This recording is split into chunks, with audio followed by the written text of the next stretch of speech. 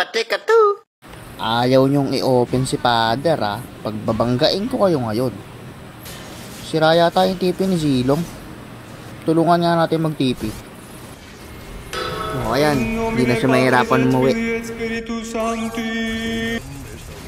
Ayoko nga sanang ginagamit tong si Josun kasi kawawa naman yung mga kalaban pagka ito gamit natin.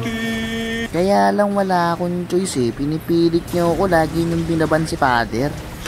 Kailangan ko rin naman mag-rank game, hindi pwedeng puro na lang ako classic para makapag-content. Kaya lang hindi tayo makakapag-content dyan pagka binaban nyo lagi si Father. So eto, mapipilitan tayo mag-content ng Optimum Prime.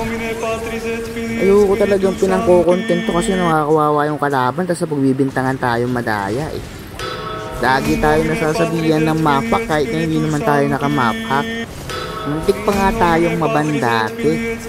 Kasi lahat ng kalaban nireport ako ng map hack kahit na hindi naman ako naka-map hack. Nagkaroon ako ng notification kahit na hindi naman ako nandadaya. Kasalanan ko bang magaling ako mangbangga? Ang dali kasi basahin ang galaw nila sa mapa. Kaya naman alam ko kagad kung nasan sila. Bakit parang kasalanan ko pa? Pag si Father nagmaneho kahit saan ka pumunta, walang tago-tago, mahahanap kita. Kahit sa bush ka pumwesto, aabutan ka. Hindi dahil sa map hack, magaling lang talaga. Nakakarami ng bangga sa bush, may magsisimula ng umalma. Sigurado ko yan, konting tiis pa.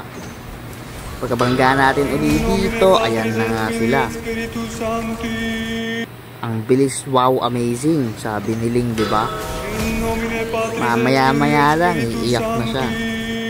Sasabihin mapa kahit di naman talaga. Hindi ko alam kung bakit, pero laging ganyan pag nagjo-Johnson tayo. Laging pinagbibintangan kahit di naman naglolo ko. Ayan na nga, binangga uli natin sa bush, kaya sabi ni Ling, map-hack daw, map-hack. Abay, kasalanan ko bang andali ba sa akin ng pwesto nila? Ilang beses ko na silang inikutan sa farm tsaka sa bush, hindi pa rin sila nadadala. Tapos sa akin nila isisisi bigla. Parang mali naman yata. Baka abutin ko sana ng 30 kills kaso baka umiyak yung mga bata. Kaya naman wag na lang kasi baka tayo masumpa. Inabol nila tayo dito, wala tayong ulti. Kaya naman napitas tayo pero naka triple kill lang matindi. Tandaan nyo lang pag si Father ang nagmaneho, abay mapapa-amen ka na lang talaga.